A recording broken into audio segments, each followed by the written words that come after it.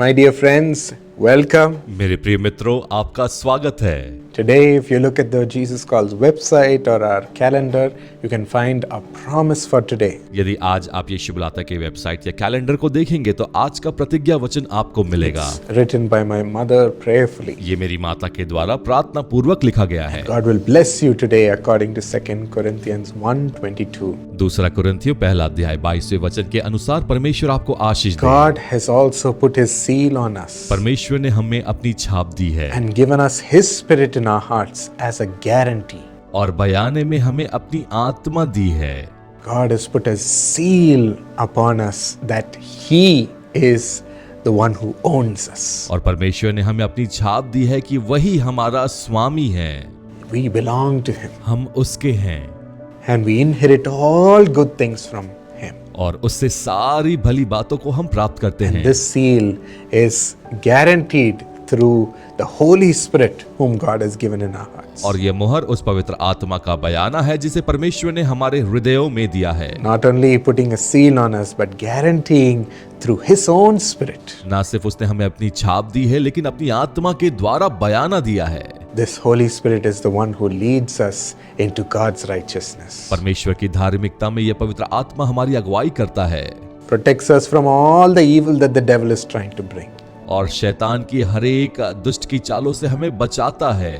All the evil that we ourselves desire to grab. और उन दुष्ट की बातों से भी जिसे कई बार हम खुद चाहते हैं। He protects us from the ways of sin, my friends. और पाप के मार्गों से भी हमारी सुरक्षा करता है। So don't try to lead a life of righteousness on your own. स्वयं की काबिलियत से धार्मिकता का जीवन जीने का प्रयास ना Don't say करें। if I do a couple of good things, everything will be fine. God will be with और me. ऐसा ना कहें कि यदि मैं दो भले काम करूं तो परमेश्वर मेरे साथ है और सब कुछ भला If होगा। I do a couple of good things for my church or for my pastor, then God will be happy. और यदि मैंने अपने कलीसिया या पासबान के लिए दो भले कार्य किए हैं तो परमेश्वर प्रसन्न होगा। The Holy Spirit is needed to conquer sin in our life. नहीं, पवित्र आत्मा की आवश्यकता है पाप पर जय पाने के लिए। He is needed to do the righteous will of God in our life. हमारे जीवन में ईश्वर की धर्मी इच्छा को पूरा करने के लिए To आवश्यकता lead a है life of purity before God. परमेश्वर के सामने पवित्र जीवन जीने के लिए। He is the one who helps us. और वही है जो हमारी सहायता करता है। Ask Him today for the grace for Him to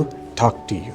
उससे अनुग्रह मांगे कि आज वो हमसे बात करे। You will hear His voice leading you in all situations. और हर एक परिस्थितियों में आप उसकी आवाज सुनेंगे आपकी अगुवाई करने के लिए। He is the one who protected David. और ये वही है जिसने दाऊद की सुरक्षा की। David was a man full of the Spirit of God. Dawood परमेश्वर की आत्मा से परिपूर्ण व्यक्ति रहा। And he was chased by the king called Saul. और शाऊल नामक राजा उसका पीछा किया करता था। He wanted to take David's life, और वो दाऊद के जीवन को लेना चाहता था।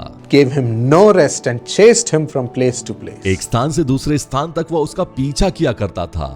But in one moment when Saul was given into the hands of David, लेकिन एक समय जब शाऊल को दाऊद के हाथ में कर दिया गया, as David saw Saul sleeping in the cave, Dawood ने शाऊल को उस गुफा में सोते हुए देखा। he could have easily taken revenge. तब बड़ी आसानी से वो प्रतिशोध ले सकता था। How much anger he would have had against Saul कितना अधिक गुस्सा शाऊल के प्रति उसके मन में हो सकता for था, destroying his life. उसके जीवन को बर्बाद करने के लिए।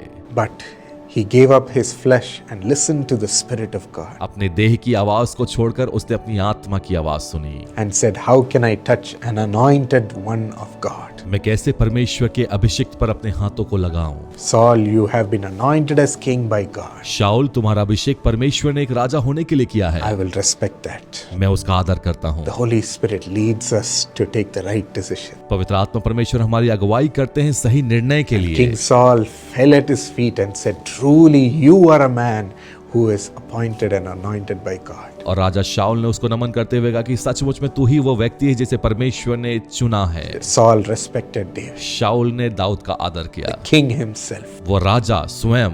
Our simple obediences even lifts us above the kings in this एक world. छोटी सी आज्ञाकारिता जो हमें संसार के राजाओं से भी ऊपर उठाती है। Just treasure obeying and living purely before God. परमेश्वर के समक्ष आज्ञाकारिता और पवित्रता के जीवन को Shall we संजोएं। ask this grace? क्या हम इस अनुग्रह को मांगे? Thank you for your Holy Spirit, Lord. आपकी आत्मा के लिए धन्यवाद। He is our guarantee to living purely. पवित्र जीवन जीने के लिए वह हमारा बयाना है। Lord, we ask Him that He will teach us to live holy. पवित्रता के जीवन में हम उससे मांगते हैं कि वो हमें सिखाए। We welcome your Holy Spirit, आपका Lord. स्वागत करते हैं पवित्र आत्मा परमेश्वर। Fill your children with your Spirit. अपनी आत्मा से अपने बच्चों को भर दे परमेश्वर। Lord, let them be filled by you and led by you. परमेश्वर वो आपकी अगुवाई में चले और आपसे परिपूर्ण हो जाएं। Live within them, Lord. उनके भीतर जिए परमेश्वर। Guide them to live a life of holiness. उनकी अगुवाई करे पवित्रता के जीवन को जीने के लिए। Give them the power to overcome sin, Lord. उन्हें सामर्थ्य दे ताकि पाप पर जय प्राप्त कर सके। Overcome the voice of the devil. शैतान की आवाज पर जय पाए। Overcome the voices of lust in their hearts. अपने हृदय में वासना की आवाजों पर काबू पाए। And help us to keep your righteousness so that we can continue to walk with you. हमारे भीतर आपकी धार्मिकता बनाए रखकर लगातार आपके साथ चलते रहें। Thank you for your Holy Spirit. धन्यवाद पवित्र आत्मा परमेश्वर के In लिए। Jesus' name. यीशु के नाम में Amen. आमीन।